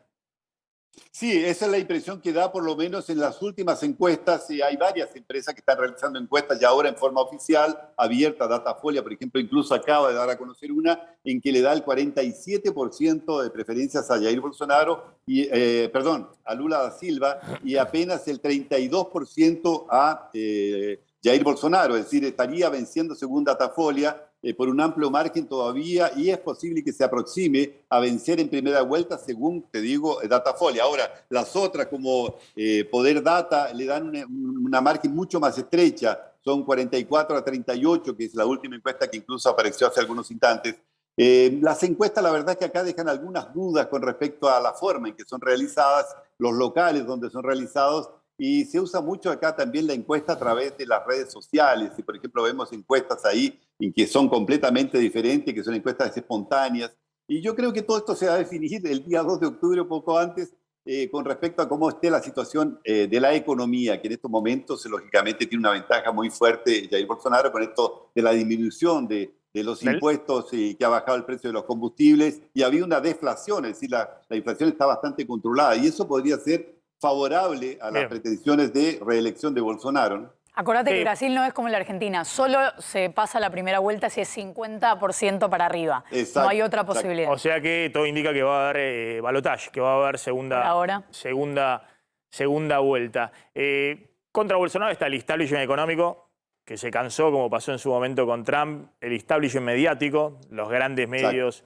Exactamente. Y obviamente un sector amplio de la política, porque Lula ha hecho conversaciones que están más allá del Partido de los Trabajadores, ha hablado con Fernando Henrique Cardoso, con sectores que justamente se referencian más con el establishment económico. Pero bueno, hay que ver cómo, porque es un claro líder del populismo de derecha y que obviamente va a pelear fuertemente este año para recuperar terreno electoral, ¿no? Terreno en las encuestas. Eso lo favorece a la Argentina, porque lo último que va a hacer Brasil este año es devaluar, digamos. Bolsonaro va a tratar de controlar la inflación, de no devaluar y de mantener un nivel de actividad más o menos aceptable. Todo eso para la Argentina es favorable. Lo que tú decías se refleja en la elección del vicepresidente, que es Geraldo Alckmin, hombre del PSDB, que de centro derecha, que toda la vida fueron contrincantes en varias elecciones. De Lula, claro. Lula está armando una coalición amplia con, insólitamente, el apoyo de gran parte del establishment económico y mediático para enfrentar a Bolsonaro. Patricio de la Barra, gracias, muy amable. Vamos a ir volando la tanda. Cuando volvemos hablamos un poquito de qué pasa en el acarreo, de todo el tema de las grúas en la ciudad de Buenos Aires y cómo se están yendo enfermeros y enfermeras de las provincias de Misiones, del litoral, a trabajar a Brasil o a Paraguay, aprovechando obviamente la diferencia del tipo de cambio, ¿no? Cobrar ahí en reales, en guaraní, en dólares, son sueldos muchísimo más altos que los que está hoy pagando la Argentina. Argüello, el embajador en Estados Unidos, que está armando toda la agenda para Alberto Fernández en septiembre con Biden, y también con Massa, ¿no? La primera semana en Washington y Nueva York, en el FMI. Ayer en el Council of America tuvo una gafe, un desliz. Sí, bueno, se refirió, no sé si tenemos el tape, mientras les voy dando tiempo a los chicos en producción para que lo busquen, si es que está, por ahí no está. Pero palabras más, palabras menos, lo que dijo Maxi es, refiriéndose a la situación de la Argentina y al futuro económico de la Argentina, dice, bueno, ahora con la presencia del presidente Sergio Massa, sin querer, ¿no? Por supuesto, pero el inconsciente juega muy fuerte ahí, y enseguida empezaron las especulaciones. Más que nada teniendo en cuenta las imágenes de ayer, por un lado Massa mostrándose con mucho poder, ¿no? Llegando a reuniones de una forma bastante impactante, y eso de alguna manera comparado con la imagen de Alberto Fernández en La Rioja tocando la caja folclórica o sacándose fotos con el subcampeón del campeonato federal del asado, y bueno, contrasta bastante. Y la verdad es que la preocupación en el entorno de Alberto es que muchos ministros, muchos empresarios, cuando quieren hablar con un interlocutor que sea válido, y bueno, prefieren acercarse a Massa.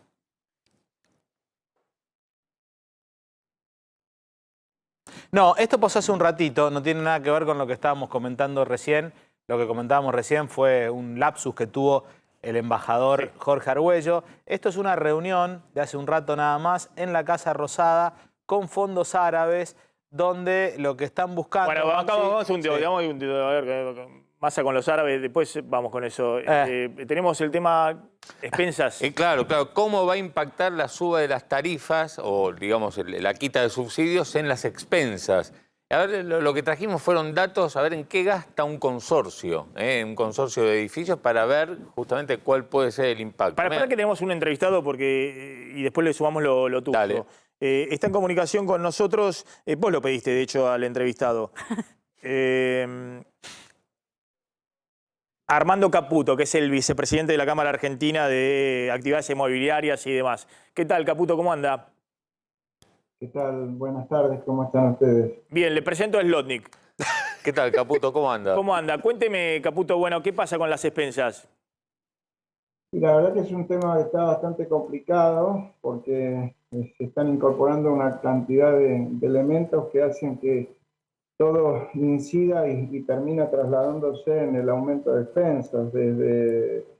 Y realmente los consorcios son considerados como usuarios generales donde van a perder los subsidios. Realmente se va a poner bastante complicada la situación, porque el consorcio o los consorcios en líneas generales son híbridos y están considerados como empresa, porque no son ni shopping, no son bancos, no tienen capacidad contributiva y sin embargo entran dentro de la misma línea.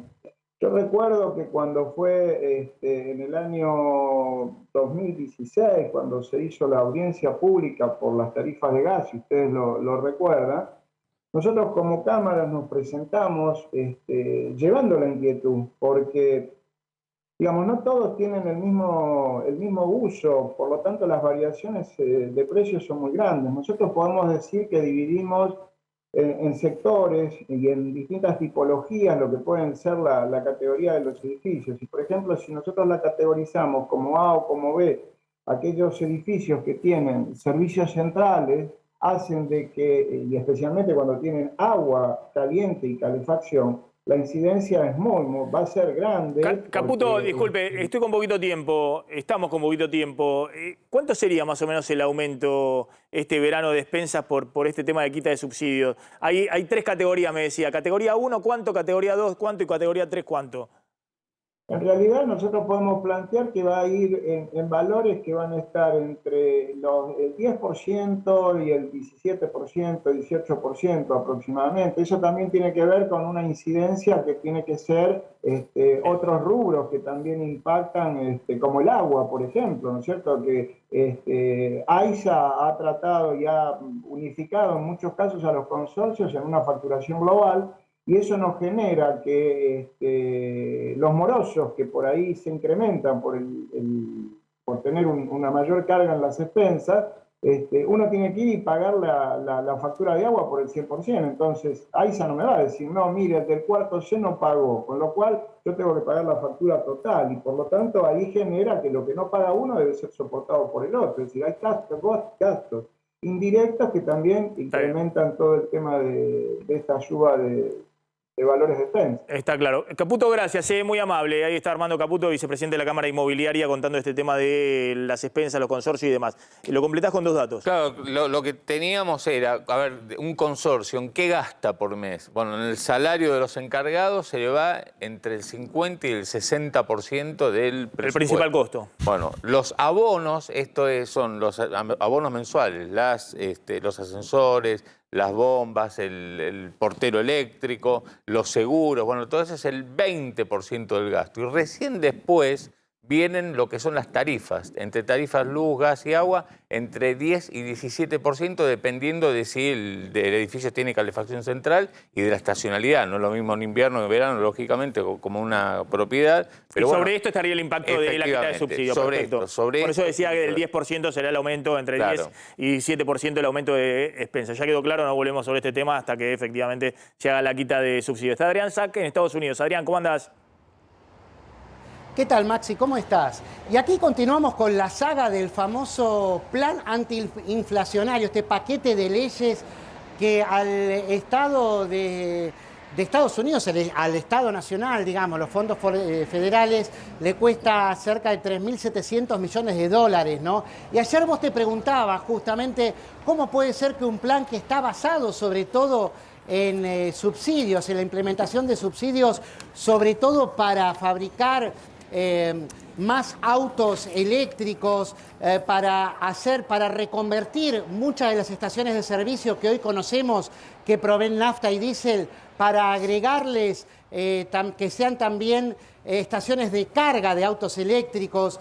Decir, ¿cómo puede ser que, digamos, un plan que sea tan oneroso, que sea tan costoso, pueda combatir la inflación, ¿no? Bueno, eso es lo que ya le están criticando, la misma crítica que hiciste vos, es lo que le está criticando el Instituto Estadounidense del Petróleo, el lobby petrolero más poderoso aquí en los Estados Unidos, que puso el grito en el cielo cuando se enteró cómo se iba a financiar este plan, ¿no? Porque es plata del Estado, pero ¿de dónde viene? Bueno, viene en buena parte de un impuesto de 11.600 millones de dólares que se le aplica a las productoras petroleras. No es el precio que se traslada en el surtidor, ¿no? O supuestamente no, sino directamente a las compañías que producen petróleo, que históricamente están alineadas con el Partido Republicano, es decir, con la oposición a Biden. Bueno, quienes van a tener que hacer buena parte del esfuerzo, sobre todo en la primera parte de implementación de este plan, que es muy ambicioso y, como te decía ayer, además de estimular la energía verde, además de buscar recortar las emisiones de monóxido y dióxido de carbono para los próximos años, busca, por ejemplo, bajar los precios de los medicamentos y que mucha más gente tenga acceso a los descuentos y sobre todo a medicamentos gratis, especialmente aquellos que son bajo prescripción médica, ¿no? Adrián, gracias, muy amable. Ahí estaba Adrián Sack en Estados Unidos, buen fin de semana. Carlos, después en un minuto decime, por el tema, se lo vio ahí con los embajadores árabes a Massa, todos están viendo a ver si viene de Emiratos Árabes, Guillermo Nielsen, algún fondo soberano, algunos dólares adicionales, que se está hablando de eso. ¿Qué pasa con las grúas en la ciudad de Buenos Aires, que ha sido la gran polémica de la semana. Esta semana parecía que iba a suspenderse el acarreo de la ciudad de Buenos Aires en las grúas para los que estacionan mal, pero el gobierno porteño decidió tomar el control. ¿Qué fue lo que pasó? El gobierno porteño les había estirado una vez más la concesión del acarreo a las mismas empresas que la venían teniendo desde hacía 21 años. Esto es Dakota y BRD. En realidad es un contrato que viene desde la época de la intendencia de Carlos Grosso y hace 21 años se terminaba esa concesión que se fue extendiendo, se las iban prorrogando. Estas empresas estaban pagando desde 2014 un canon de 55.000 pesos mensuales. Desde 2014 no se actualizaba esa cifra. Calculá que en 3 acarreos más o menos sacaban esto, 300 y pico de acarreos hacían por día. Calculale más o menos 2 millones de pesos por día que recaudaban estas empresas, o sea que el canon lo pagaban en un minuto. Pero no es que estas empresas consideraban que no había habido inflación durante estos años, porque desde 2016, que cobraban 750 pesos por acarreo, le cobraban a las personas que les llevaban el auto, ahora estaban cobrando 6.525 pesos. O sea que 770% de aumento en esos 6 años. Bueno, como vos decías antes, la oposición porteña, esto es el kirchnerismo, la izquierda, los libertarios, se habían reunido en lo que llamaron un frente antigrúas y la idea era tratar durante la sesión del jueves, conseguir quórum y tratar de que el acarreo se suspendiera hasta una próxima licitación que se hiciera en los términos que correspondía. Lo que sucedió antes de la sesión del jueves fue que la coalición cívica se sumó a este pedido para el gobierno porteño de que cambiara el panorama de la licitación. Entonces ya del quórum que les estaba costando conseguir, necesitaban 31 legisladores y tenían 28, con los 4 de la coalición cívica llegaban a 32. Entonces Carrió también se pronunció sobre esto, habían dicho que lo que tenía que pasar era que se terminara esta concesión tal cual estaba, pero una vez que se anunció esto, el gobierno porteño dijo, ok, nosotros nos vamos a hacer cargo del acarreo hasta una nueva licitación. Es decir, suspendió la licitación existente y se hizo cargo de la situación. ¿Qué hizo con esto? Desactivó esa sesión en la cual iba a perder el oficialismo porteño, que nunca pasa, pues el oficialismo porteño es mayoría. Entonces se desactivó, ayer no hubo quórum, pero el gobierno porteño dice que se va a hacer cargo de este acarreo, que todavía no tiene detalles de cómo lo va a hacer. O sea, lo va a estatizar. Lo va a estatizar un ratito hasta la próxima licitación. Todavía, como lo resolvieron en último momento, no hay detalles de cómo lo van a hacer. Los bloques de la oposición, del kirchnerismo, libertarios y la izquierda, ¿qué es lo que quieren? ¿Una nueva licitación? Quieren que se suspenda directamente el acarreo, que no haya servicio de acarreo, hasta que haya una nueva licitación que sería en diciembre. Claro. Pero esto por ahora no va a ocurrir. Sí, ahí vi justo salieron fuertes los libertarios a pasarle factura no solamente a Larreta, sino a los liberales dentro de Juntos por el Cambio, ¿no? Al bloque ese de Republicanos Unidos, sí, que lidera López Murphy, ¿no? Claro, hay un reclamo muy fuerte dentro de la legislatura, pero es la primera vez, después de mucho tiempo, que dentro del bloque de Juntos por el Cambio hay una posición distinta que podía hacer peligrar esa sesión, pero finalmente no ocurrió. Bien, vamos a ver cómo sigue el tema. Carlos, tenés el tema dólares, sí, dale. Sí, me habías pedido la reunión buscando fondos en la Casa Rosada. Allí estuvieron embajadores de Kuwait, Qatar, Emiratos Árabes y Arabia Saudita. ¿Qué es lo que están buscando en el gobierno? Participó el presidente Fernández y el ministro Sergio Massa. Un acuerdo de libre comercio con el Mercosur y el desembolso, esto es lo que más interesa, de un fondo saudí para...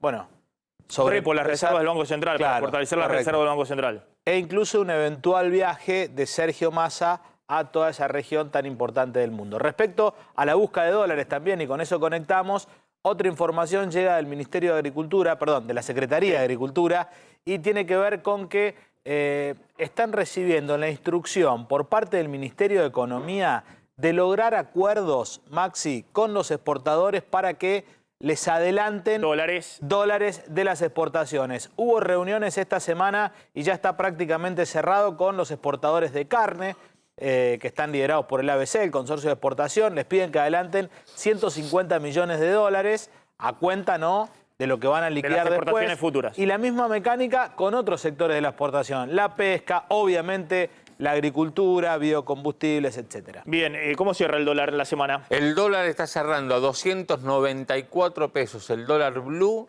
pero la novedad está en el dólar para las empresas, el contado con liqui, 303 pesos en este momento, 9 pesos más que ayer ya había tenido una suba considerable también de 7, 8 pesos, con lo cual se calienta ese mercado por esto, por el tema de si Massa va a conseguir o no dólares para las reservas. Bien, gracias. Nos estamos retirando y ya está llegando Mariana. Gracias a la gente de Guaranil, como siempre. Varonil.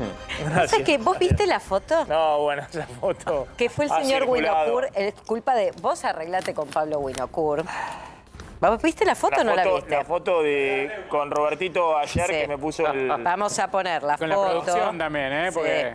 No, mirá esta foto. ¿Sabés que me han llegado... Miren esta foto. Me han llegado mensajes... Sí. Acá. De los más insospechados. Miren esta foto. Gente que no me escribió hace mucho. 2 horas hablando de economía. Puedo decir cualquier cosa, el dólar, de cualquier cosa. 2 horas hablando de economía todos los días. No me escriben, pero sale de eso y me escriben. Disciplina. Si hay algo que tenés vos, sos un hombre disciplinado. Sí, Así que te dedicamos a este tema del Ali. Sí, bueno. Estoy para eso. Pero estás... estamos bien. Estoy un poco de boca, me va a decir alguno, que estoy medio amarillo y... No, pero muy linda. Medio Muy linda y aparte... Esos colores levantan en pleno invierno. A vos también. No es mi caso. No, pero está bien este varonil, ¿eh? Pobre Maxi. Maxi, ¿te la mando ahora? La foto. Mira, aparte estabas en pose. Mira, te la voy a mandar ya. Aparte estaba así. No, el video déjalo. No, pero está en punta. Perdón, regálame un minuto. ¿No está en punta el video? Para pasar... No, pásenselo que Maxi está entregado. ¿No estás entregado? Fue tu... ¿Sí? No. Luisa, ¿fuiste su primer jefe? Bueno, a ver que lo mueve. ¿Qué sigue el video? ¿Video de qué? Ay, es el video. Bueno, después te lo mando. Es un video que te va a gustar.